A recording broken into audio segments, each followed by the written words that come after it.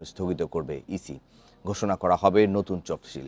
তাই আরপিও অনুযায়ী নওগাঁ 2 আসনে 7 জানুয়ারি ভোট গ্রহণ স্থগিত। আমরা সিদ্ধান্ত নিছি যে আমরা আর পোস্টার লাগাবো না। ভোটের দিন যত ঘনিয়ে আসছে ততই কিংস পার্টি হুড়মুড় করে ভেঙে পড়ছে। তার একটি খবর, শমশের তৈমুর বেইমানি করেছে অভিযোগ তৃণমূল বিএনপির 60 প্রার্থী। আসসালামু আলাইকুম সুপ্রিয় দর্শক বন্ধুরা, এবার আগামী দ্বাদশ জাতীয় নির্বাচনকে কেন্দ্র করে একের পর এক নানা জল্পনা কল্পনা উঠে এসেছে। দর্শক বন্ধুরা, এবার নওগাঁ 2 আসনের নির্বাচন স্থগিত করা হয়েছে নির্বাচন কমিশন নিয়ম অনুযায়ী।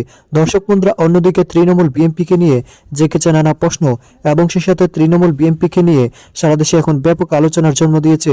দর্শক বন্ধুরা, এবার সেই সকল বিষয়গুলোকে কেন্দ্র করে মুস্তাফা ফিরোজ ভাই অত্যন্ত চমৎকার কিছু আলোচনা করেছেন এবং সে সাথে তৃণমূল বিএনপির বর্তমান পরিস্থিতিকে কেন্দ্র করে জেগেছে নানা প্রশ্ন। তো দর্শক বন্ধুরা, চলুন আমরা সেই সকল বিষয়গুলো পরিপূর্ণ জেনে নিই। তবে বাংলাদেশের নির্বাচনের মোড় কোন দিকে ঘুরতে যাচ্ছে? ভোটের দিন যত ঘনিয়ে আসছে ততই কিংস পার্টি হুড়মুড় করে ভেঙে পড়ছে। তার একটি খবর, শমশের তৈমুর বেইমানি করেছে অভিযোগ তৃণমূল বিএনপির 60 প্রার্থীর। 60 জন প্রার্থী আনুষ্ঠানিকভাবে শমশের এবং তৈমুর আলম খন্দকারের বেইমানির অভিযোগ করেছে। খবরে বলা হচ্ছে, তৃণমূল বিএনপির চেয়ারপারসন শমশের মবিন চৌধুরী ও মহাসচিব অ্যাডভোকেট তৈমুর আলম খন্দকার বেইমানি করেছেন বলে অভিযোগ করেছেন দলটির 60 জন প্রার্থী। তাহলে আর থাকে কি?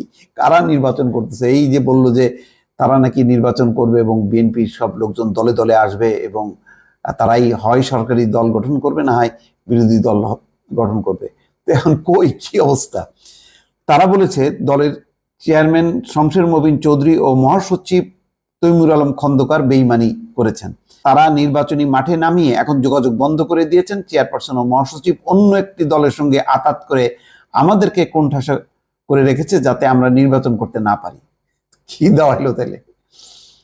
শুক্রবার জাতীয় প্রেস ক্লাবের জহুর হোসেন চৌধুরী হলে আয়োজিত এক আলোচনায় 30 প্রার্থীর পক্ষে এই অভিযোগ করা হয়। এতে সভাপতিত্ব করেন ডাক্তার খন্দকার ইমদাদুল হক সেলিম। শুরুতে বক্তব্য দেন নেত্রকোনা 5 আসনের প্রার্থী প্রিন্সিপাল আব্দুল ওয়াহাব হামিদি। গীতা পাঠ করেন ময়মনসিংহ 4 আসনের প্রার্থী দীপক চন্দ্র গুপ্ত। এছাড়া আর উপস্থিত ছিলেন ঢাকা 6 আসনে তৃণমূল বিএনপির প্রার্থী কাজী সিরাজুল ইসলাম, গোপালগঞ্জ 2 আসনে মোহাম্মদ জালালউদ্দিন সহ আরো মোট 60 জন। যাই হোক, আলোচনার সভায় তৃণমূল বিএনপির chairperson K M Jahangir Majumder, প্রধান অতিথি ও vice chairman major doctor Sheikh Habibur Rahman Khan সভাপতিত্ব করার কথা থাকলেও তারা পালিয়েছেন বলে অভিযোগ করেন।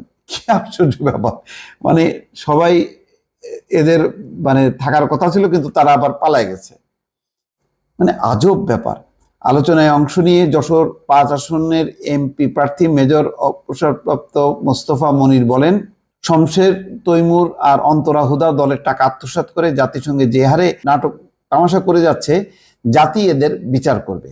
এরা আমাদের মাঠে লেলিয়ে দিয়েছে, ওরা আমাদের সঙ্গে কোনো যোগাযোগ করে না, এমনকি তারা ফোনও ধরে না। কিসের টাকা আত্মসাৎ করেছেন নেতারা? এমন প্রশ্নের জবাবে যশোর 5 আসনের প্রার্থী বলেন, শমশের তৈমুর ও অন্তরা সারা দেশে তৃণমূল বিএনপি নেতাকর্মীদের নির্বাচন পরিচালনার বিশেষ ফান্ডের টাকা আত্মসাৎ করে এখন আমাদের কারোর সঙ্গে যোগাযোগ করছে না। কি আশ্চর্য ব্যাপার!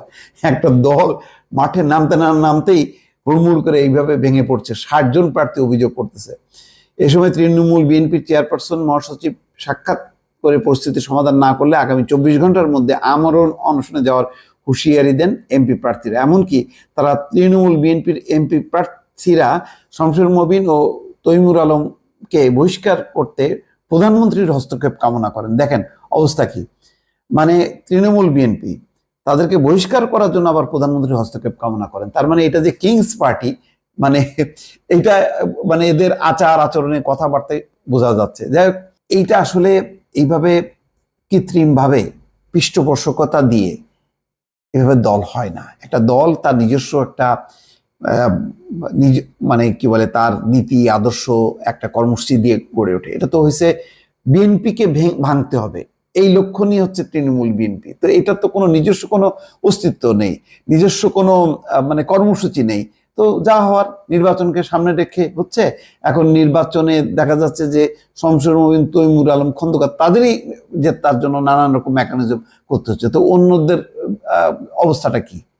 অন্যরা এখন মানে তারা উল্টে গেছে, এখন তারা টাকা পয়সা দিয়েছে, হয়তো ফান্ড থেকে তাদেরকে হয়তো আশ্বাস দেওয়া হয়েছিল যে টাকা পয়সা দেওয়া হবে, এখন দেওয়া হচ্ছে না বলে তারাও এখন রিভোল্ট করছে। এইভাবে দল হয় না, কিন্তু তারপরও কেন করছে? দ্বাদশ সংসদ নির্বাচনে নওগাঁ 2 আসনের স্বতন্ত্র প্রার্থী আমিরুল হক মারা গেছেন। ভোরে ঢাকার একটি বেসরকারি হাসপাতালে চিকিৎসাধীন অবস্থায় তার মৃত্যু হয়।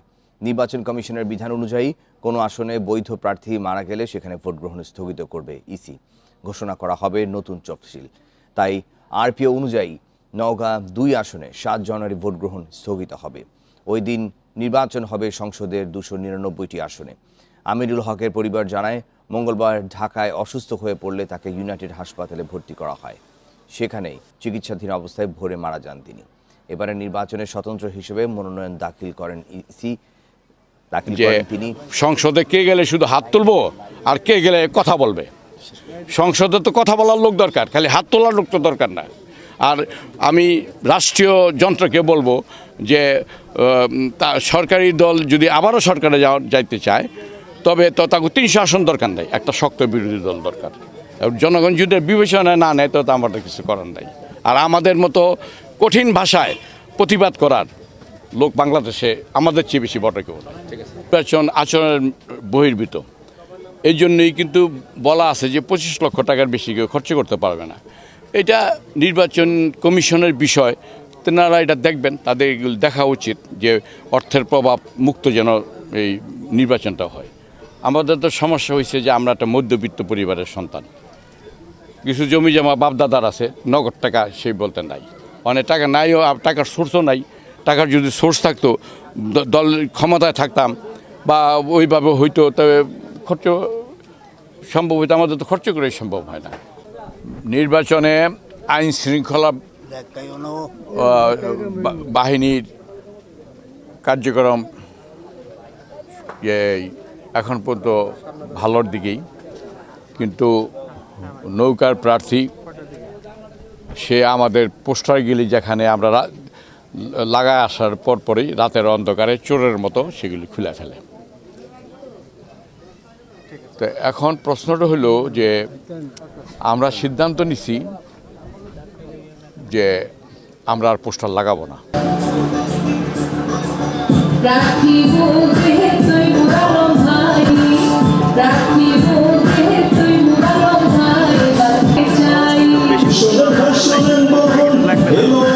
দর্শক বন্ধুরা, আপনারা হয়তো পুরো ভিডিওটি দেখে এবং এই সকল আলোচনাগুলো শুনে অবশ্যই বুঝতে পেরেছেন, অবশেষে বাংলাদেশের নির্বাচনকে কেন্দ্র করে একের পর এক নানা গুঞ্জন উঠে এসেছে এবং সেই সাথে নৌকা 2 আসনের সেই স্বতন্ত্র প্রার্থীর মৃত্যুর কারণে এবার সেখানে নির্বাচন স্থগিত করা হয়েছে।